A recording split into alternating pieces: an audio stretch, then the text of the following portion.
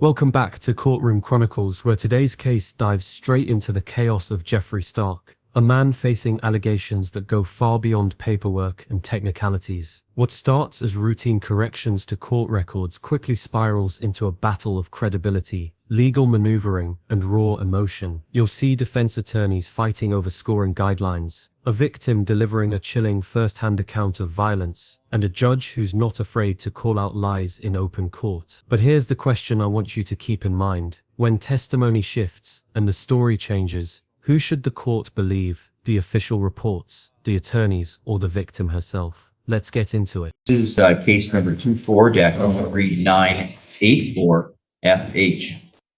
Appearances from counsel, please. Nate Carnes on behalf of the people. Thank you, Your Honor. Patrick Cherry on behalf of Jeff Stark, who's present. Do you have any amendments, corrections, or objections to make? No, Your Honor. How about you on that file alone? Yes, Your Honor. Yeah, go ahead, sir. Beginning with page 1 of CFJ 145. Yep. Under education, it should reflect the same as the other PSI, which is a vocational certificate. Oh, okay, thank you. Alcohol use from 1997 through the arrest date. All right, anything else in that particular report? Your Honor, I think we'll have to deal with it in both reports. I'm turning to page 2 for the time of credit. Okay. We need to add a box for April 8th of 2025 through May 12th of 2025. April 8th is when the court revoked the bond in this matter. May 12th is the date that the contempt sentence began. Yeah. Occupation, janitorial. Okay. Monthly income, $800 a month. Religion, either Christian or Baptist. I didn't know what selections they have. Baptist would be particular, Christian would be general. All right, copy. Mr. Stapleton, did you catch that? Religion, just put down Christian. Let's be unified here together. All right, let's put down Christian. Religion, Christian. Okay. Employment, janitorial. Income, $800 a month. Okay. The last one, So it's $800 a month or $800 bi-monthly? per month. Per month. Thank you. All right, yes, Mr. Chair. And then drug abuse, yes. And Mr. Carnes, when I asked you the question about corrections, I only talked about the 2024 report. Do you have anything to add to the 2025 report? Your Honor, I do think it would be appropriate to score OV-19 at 10 points. Mr. Cherry. Thank you, Your Honor. I was not anticipating this objection to the scoring. Unfortunately, I'm left having to say I'm almost certain there's a case that was just recently decided about a defendant giving testimony at the interview, but I don't think it's necessary in this case because 2 paragraphs later, when Mr. Stark was re-interviewed at the same time, he admitted to pointing the gun at her. So I don't think there was an actual interference with the administration of justice. I think that this was... And that's why Mr. Carnes, I remember him saying the word attempt. There you go. So, all right. And I believe, and if the court would like me to try and find it, because a defendant certainly doesn't have to confess or make a statement for the administration of justice to deter, I believe there's a case that was just recently ruled on that says that is not scorable under OV-19. There, if I recall the case. Mr. Harrison just helped me out with it. All right, Mr. Harrison, go ahead. It's the Dewar case, 511 MIF at 980. In contrast, a defendant's denial of culpability without more does not slow or prevent a criminal investigation or constitute an effort to do so. Difference here, I think, is a denial versus a misdirection. And that is, so if a defendant lies to law enforcement that's different than a denial. If the lie or misstatement was an attempt to redirect law enforcement. For instance, Judge, I don't have any guns in my house, but then they look and there's a gun in the house. That's a little bit different. Or, Judge, it wasn't me, it was that guy.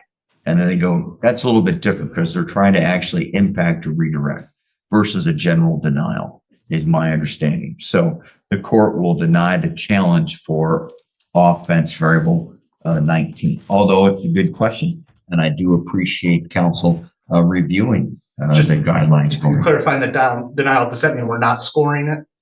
Yeah, Okay, that's okay. the phrasing and the way it was raised, I didn't understand. I think Wanted to my make sure. phrasing was perfect. Yep. There. It was wonderfully stated. I agree. I was just slow enough to not understand it. That's okay. Mr. Carnes, any other corrections or amendments? No, Your Honor. Thank you. Mr. Chair, allocution, and you may address both. Thank you, Your Honor. That's what I was going to ask. I do believe we have a victim statement. Just Oh, want to do make we? sure. I do have a written statement. She wished to make a verbal? She wishes to make a verbal. Ma'am, you may approach. Your goal is this.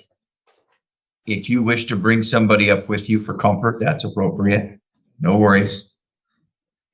All right. Your goal is that podium. Before you start to speak, I'm going to ask for you to please state for me your first and last name. Sandra Valentine. All right. And Sandra, would you please, I know it's probably common. Is it a common Sandra? That's a yes. Yes, Thank you. And Valentine, common spelling? just like the holiday. Just like the holiday and the saint who got us, makes us spend money on cards. All right. Thank you, ma'am. What is it you wish to say? You can have someone else read your statement if it helps you. Can she brings it? She may hold it and I can see it from there. Do you want me to read it? She wants me to read it for her. Okay, ma'am. So let's tell me what your name is. I'm Trisha. Trisha? Trisha, I am her sister. All right. And your last name, ma'am? Fast and easy. Oh, you're going to have to spell that one for me. B as in boy, A-S-A, N as in Nancy, E-S-E. All right. Thank you, ma'am. You may. Okay, so I understand. So she wrote it, so I might use her. I got it. On March 31st, 2025, my life as I knew it changed forever. My name is Sandra Valentine, and I'm writing to share the personal impact of the abuse I endured at the hands of Jeffrey Stark. How the crimes committed by Jeffrey Stark had impacted my life and the lives of those close to me. This statement reflects the emotional, physical, financial, and psychological consequences I have experienced and continue to live with. I lived in fear in the home that I lived in, a place that should have been safe. The emotional damage is still unfolding. I am the shell of a person I was. I experienced grief every day and had to have someone with me just to get through the most basic part of life. The unfolding of this includes panic attacks to agoraphobia, nightmares, sleepwalking, and overwhelming sense of distrust that seeps into my daily life. I am in a hypervigilant state in fear that I have PTSD. Did you catch that? Sandra just described in vivid detail how Stark strangled her to the point of unconsciousness and then shoved a gun directly in her face. Legally speaking, this is crucial because strangulation isn't just another act of assault. Courts often view it as an indicator of lethal intent. Many jurisdictions recognize it as one of the strongest predictors of future homicide in domestic violence cases. Combine that with the fact that Stark allegedly threatened her life while holding a loaded gun, and the stakes go from serious to life-threatening in a matter of seconds. Now, I've got to ask you, if you were sitting in that courtroom hearing Sandra's words, would you feel safe letting Jeffrey Stark walk the streets again? In the beginning, my memory was suppressed, most likely due to the traumatic events that occurred. My sister was present when I remembered the entire attack assaults. One day, my sister asked, "Why is your neck so badly bruised?" The light bulb came on. I turned my head and rattled. I was beat to the floor, and Jeffrey Stark straddled on top of my chest, keeping my arms down by my knees, strangled me, and said I could kill you. I said I was feeling weaker and weaker as I was in and out of consciousness. Though through flight or flight, or whatever it was, I was able to get my arms loose and grab and squeeze his arms to loosen the grip, which happened. At that time, Jeffrey ran to the bathroom, which I stomach crawled to get my phone. Jeffrey Stark returned, but with a pistol shoved in my face, between my eyes. It was then I raised my phone up and said, 911 is on their way. I lied. They really weren't. Jeffrey Stark then ran to the bathroom, and I ran outside and called 911. That night became suppressed for over 2 weeks. Physically, I suffered multiple injuries to include bruises, hematoma, concussion, subcutaneous contusions. To date, I'm still experiencing headaches daily and ring in my right ear and, of course, never-ending fear. My family has suffered immensely. My children are struggling at the sight of their mother after the assault was traumatizing to them. The thoughts of them attending my funeral still haunt us as a family. Through research, when I do are strangled, the intent is to kill. I became a prisoner under the battered women syndrome. I left numerous times, but went back numerous times. I was scared to stay, scared to leave. I was crippled in a toxic environment, and now I am traumatized. My daily life has been altered in ways I never anticipated. My fear is that I may have to relocate to a different city or even state. I avoid certain places, situations that remind me of the crime. I respectfully ask the court to consider these impacts when determining an appropriate sentence. I fear for my safety and the safety of others if Jeffrey Stark is not held fully accountable. Thank you for taking the time to consider my statement, for allowing my voice to be heard in the process. Sincerely, Sandra Valentine. Yes, ma'am. You said there were the photographers. Sorry, what else? Is there additional statement or those photographs? There's photographs. All right. Should I? Hold on. Madam Clerk's going to come gather those from you. Thank you. I believe the top one was 4 weeks after. All right. So there are 2 photographs. Sorry, take that back. 3 photographs. And I see that one of them has a note that says month after. Yeah. Okay. I'm going to have Madam Clerk bring those on to council. Thanks. Ma'am, did you take those photographs? No. From whom did you obtain those photographs? Sure. All right. And I see Miss Valentine had left the courtroom but has now returned. Miss Valentine, would you please tell me when those photographs were taken and by whom? Okay. Last time to super guilty. Okay. Were these Mr. Carnes part of the file? Thank you, Madam Clerk. I'll take them. Not initially, Your Honor. I refer to the second warrant one. So they were part of a police report, which means my question is were they provided to defense, Mr. Cherry? They were, Your Honor. All right, thank you. All right. Thank you, ma'am. You may take a seat. All right, thank you. The court is sua sponte going to raise a couple issues here because the court can make findings based upon facts that are presented here, and the court offense variable number 4 wasn't scored for serious psychological injury. This court's going to score 10 points for offense variable number 4. At least I'm going to raise it up for counsel's challenge in just a moment. Also, there was no scoring under offense variable 10 for exploitation of a vulnerable victim. And this court is going to score 10 points because of the abuse of a domestic relationship. Apparently was quite ongoing. All right. Mr. Terry, any response, or I assume there's going to be an objection. I'm allowing you to make that now. Thank you. I'd like to take the court back to the plea hearing Sure. back on, I believe it was shortly after April 8th. I don't remember the exact date of the plea, and it really doesn't matter.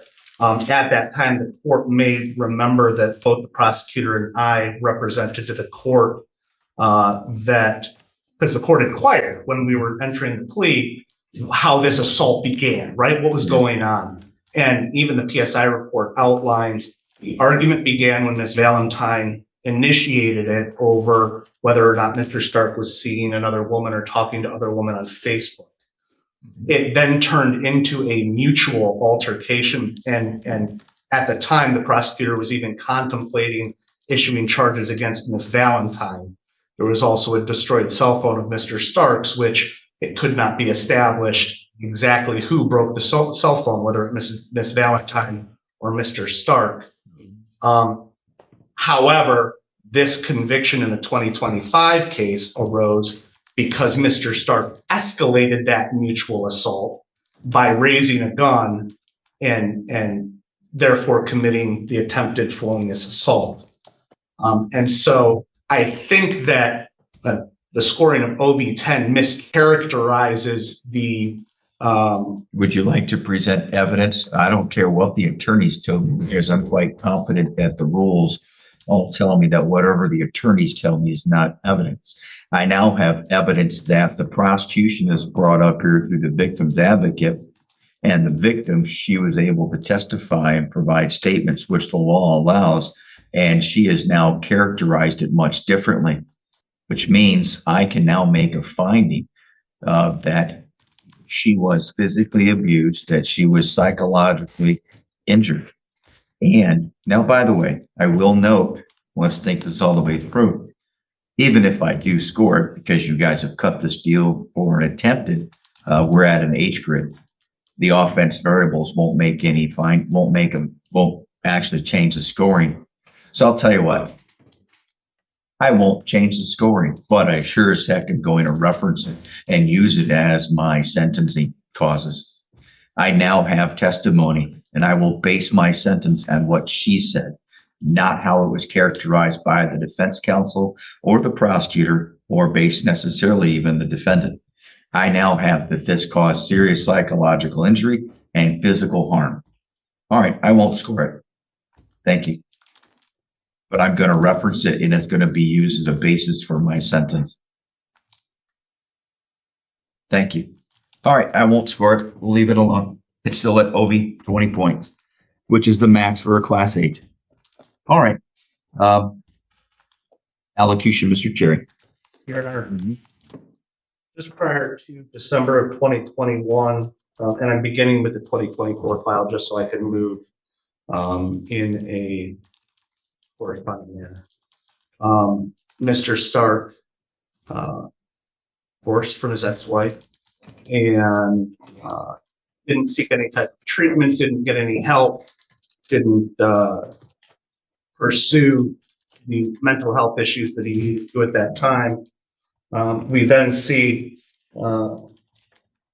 one prior retail fraud in December of 2021 on Christmas Day. We then fast forward to his relationship with Miss Valentine, which began in 2022, where Mr. Stark began using cocaine and never sought treatment for those ongoing issues going all the way back to after his divorce. Mr. Stark was ultimately arrested and charged with OWI high BAC in possession of cocaine less than 25 grams in the 2024 file.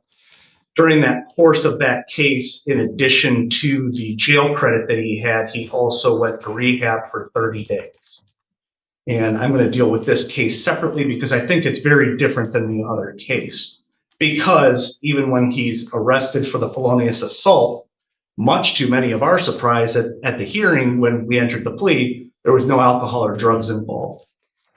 And so I point that out to say one of several demons was dealt with on that day. He had been to rehab, he was sober, he was maintaining his sobriety, making those good decisions after going to DeCospey home. I think that in the 2024 file, a time served taking into account the rehab that he did makes sense. We then come to the felonious assault, which has been very differently characterized for the court today than it was in the police report, in the PSI. Was this so the assault portion was a plea though, correct? Correct. All right. Okay. You may continue. Yeah. And he pled to the felonious assault. Again, we went through a thorough examination at that time of what the altercation was, and ultimately what the conviction was for pointing a gun at Miss Valentine. And at that time, his guilty plea was to raising the gun for a brief moment in time and then lowering it.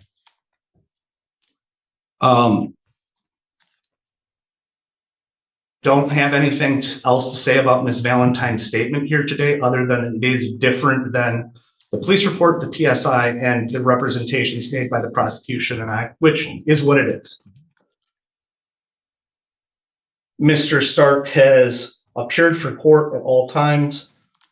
He ultimately was cooperative with the police, even at the scene. He was interviewed. It did take 2 times, but he was cooperative and told them what had happened. His story was corroborated by Ms. Valentine's interview at the time, which is the same as the interview that is in the PSI. The interview, you mean? The agent's description. Okay. All right. That description is corroborated by both Miss Valentine and Mr. Stark at the scene at the time of the investigation. So the fact where it says here,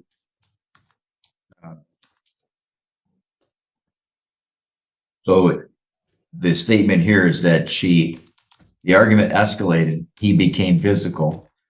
He charged at her several times and struck her in the face and pushed her back on the couch, and had a large swollen welt on her cheek. And so it wasn't just a push. It says in here there was a physical assault too. I just want to make sure I'm correct. So it wasn't just a push. It wasn't just a point. It was that he beat her. Okay, keep going. That is correct, although I will point out for the court that's a different story than what you heard from Miss Valentine here today when she said he pushed her onto the ground, straddled her chest, things like that, strangled her. But none of that is in that statement. Yeah, if you guys want to challenge it, you're more than welcome to ask for to present different evidence, or but that's okay. All right, keep going. Whatever you want.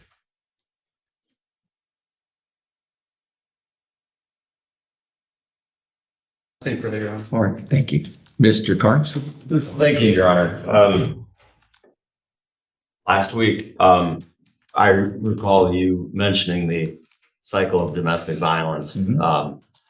And I really think that's at play here. And this case was resolved as it was on information that's different. However, I think some of the undisputed facts are that the defendant pointed a gun at Ms. Valentine and she has suffered tremendously as a result of that. And I'm just going to focus on what the plea was. I think that's fair to all parties. But she has suffered, and it sounds like she's suffered for years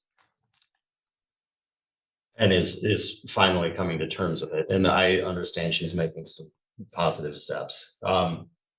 The disturbing thing to me about this case is that the defendant pointed a gun at Ms. Valentine and then continued speaking with her and was very nonchalant about all this when he was violating his bond conditions by speaking with her about it. How did he violate his bond condition? He spoke with her at the Wexford County Jail. This is the hearing we had last week where he was found in contempt. Thank you. And that is disturbing for that reason, as well as the fact that he doesn't seem to be showing any remorse when speaking to her. I do think it's appropriate to sentence him to the top end of the guideline range here. I do note this is a violent crime, so we're not in the typical reasonable cause, although I think there's plenty of reasonable cause factors to sentence him to jail regardless, including violating bond. And as I just said, the lack of remorse. I would ask for an 11-month jail sentence in the file, the 25 file, as well as 3 years probation with a no contact order to continue. I'll leave sentencing completely in the court's discretion on the other file. Thank you. Stark, you have the right to make a statement. Is there anything you wish to say before the court issues a sentence? Not really. I was just a relationship defendant myself, and I'm sorry for her. I don't know what to say. Okay. Well, no, that's important. Hold on. That's really important. You have now just taken your guilty plea and you've now inserted to me that you were defending yourself, which means that you are challenging your plea. I'm going to ask you, hold on, because of your statement, what I have to be worried about is, did I take a knowing, intentionally, and voluntary waiver? And I'm not pointing the finger at Mr. Cherry, but maybe you didn't understand his advice. So now I'm going to ask you, Do you wish to withdraw your plea and go to trial? Because that's what you just said to me. All right, thank you. Then I'm just going to interpret that as an offhanded comment. Yes, Mr. Chair? Your Honor may recall the exact statement made by Mr. Stark, and that's why the court inquired about the Yeah. aiming of the gun Yeah, and that he had no reason to escalate it. I got And it. so that's how we established the factual background. So here's what I'm taking. Mr. Stark, I don't believe you. Okay? I think you overindulged in alcohol and you like to beat the person that you're living with. I wasn't, Oh, hold on. no, I wasn't, No. I wasn't drunk though. Okay. I was, but. Okay, no, hold on. I'm sorry. This is my time. If you do that again and you want to take your little smile and give me that attitude, you can. I will take the time. I will adjourn your sentence. I'll send you back to the jail on a contempt. If you do that one more time, you may not have been drunk at the time, but you lied to law enforcement. You beat her, you caused bruises, and you pointed a loaded gun with a round in the chamber. Then when the police got there, you lied.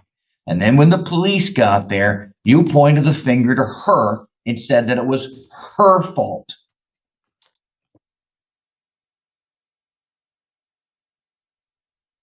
See, one of the challenges that I get as a judge, and that I think counsel often get confused, is when the court takes a plea, I go through a process and procedure.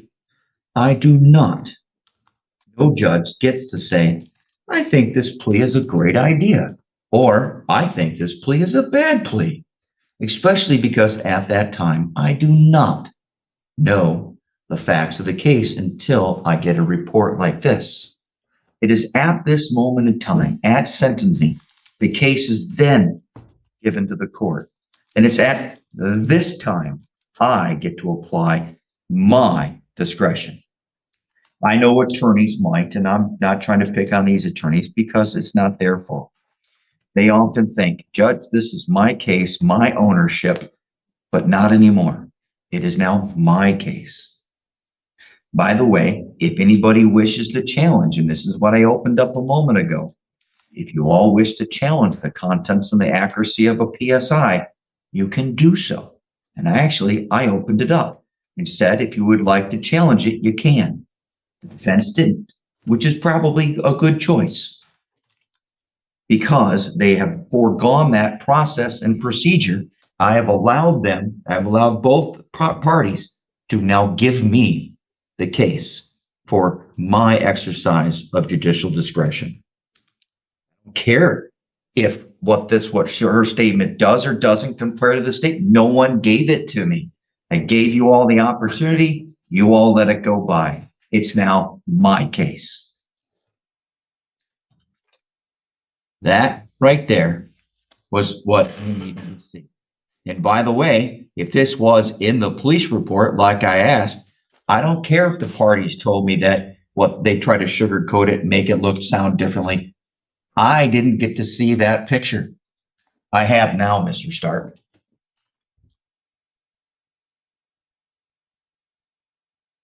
I now have her statement here today. No one challenged it. That means that statement I find by preponderance of the evidence, which is allowed under the law, I get to accept, and I do. I find that the sentencing guidelines, by the way, when I made the decision not to score those extra points, I get to, pursuant to MCL 769-34, now make the statement that the guidelines are inadequate. So now, Mr. Stapleton, there are a few other changes on the PSI for the misdemeanor file. First, we need to change the sentencing date, of course. Number two, on the bottom of page 1, what did everyone forget to add? In addition to alcohol, cocaine. Now, this is not just an incident where the defendant is drunk with a .196. There's also cocaine. And when I looked at this file,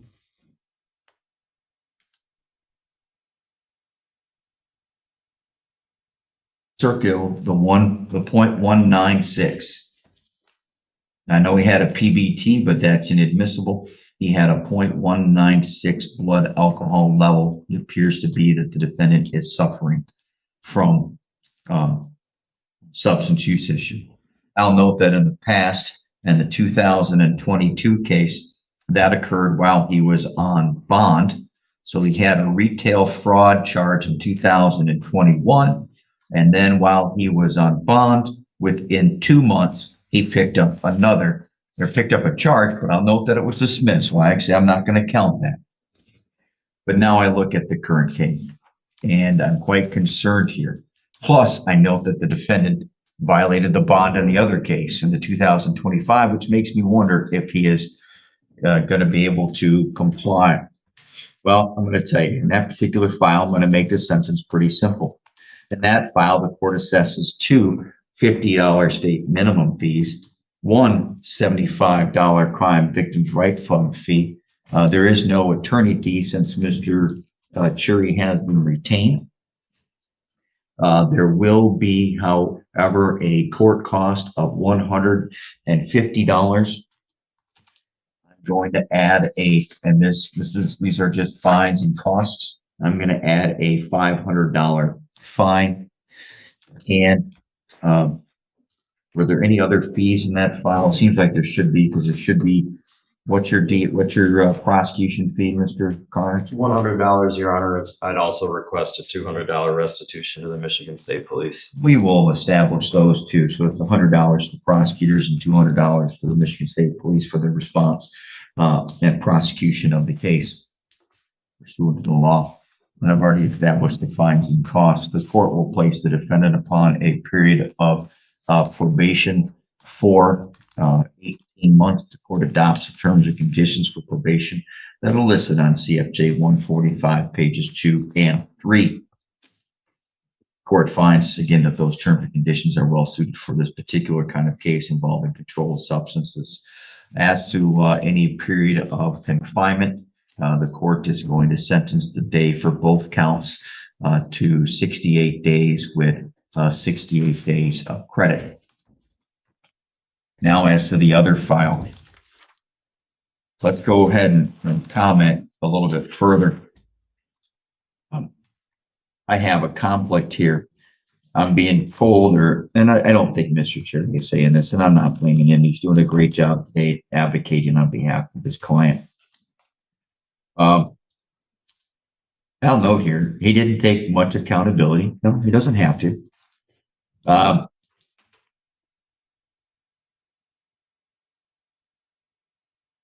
He was blaming a lot of it on her. As far as every class I've ever taken, that's 100% what I expect from a domestic abuse. Then lied to law enforcement, but thankfully they found the gun, and the gun was a 9mm with a round in the chamber. You pointed the gun at her with a round in the chamber. That means you had to put it into the chamber. I would really have liked to know, when did you ratchet it and put it into the chamber? Oh, and it was a hollow point round. This concept of smiling and pointing the finger at her only offends this court. Not personally, but professionally. You pointed with hollow points and a round in the chamber. Good Lord. I find that the sentencing guidelines do not adequately account for the offense. I take a look also at the benefit that you've received from the reduction of the charge. I don't blame anybody for that at all. However, the court finds that the guidelines, again, are inadequate. But thankfully, they are only suggestion. They are a tool for the court. I find that the conduct was substantially compelling to go above the guidelines, and the court sentences the defendant to 365 days in the county jail, and the court awards the defendant 37 days of credit. The court places the defendant upon a period of probation for 36 months. I adopt all the terms and conditions that are listed on CFJ 145, pages 2 and 3. I find that they are well suited for rehabilitative purposes, considering the nature of the offenses and all the factors that I've discussed today on the record. Mr. Stapleton, have I missed anything? Your Honor, I neglected to put in no contact. Oh, if the court will direct the probation or office to, when it prepares the orders for probation, to have no contact. Also, while I failed to mention it, the fact that the defendant kept violating his bond by violating this court's order by having contact with a domestic violence victim definitely supports the sentence given by the court. Thank you. Anything further, Mr. Carnes? No, Your Honor, thank you. Mr. Chair. Your Honor, just confirming the sentences of the. Oh, yes. You run concurrent with one another. Thank you. And there it is, the judge laying it all out. Between alcohol, cocaine, domestic violence, and a blatant disregard for bond conditions, Jeffree Stark's track record paints a troubling picture. Despite the defense trying to downplay events, Sandra Valentine's testimony and the evidence of psychological and physical harm carried undeniable weight. The judge made it clear, once the victim spoke, her words became the centerpiece of sentencing. This case highlights how courtroom drama isn't just about legal technicalities, it's about credibility, survival, and justice. What do you think? Was the judge fair in his handling of Stark's sentence? Or should it have been harsher? Let us know in the comments. And if you found this breakdown as shocking as we did, make sure to hit that like button, share this video with your friends, and subscribe for more jaw-dropping courtroom coverage. You won't want to miss what's coming next.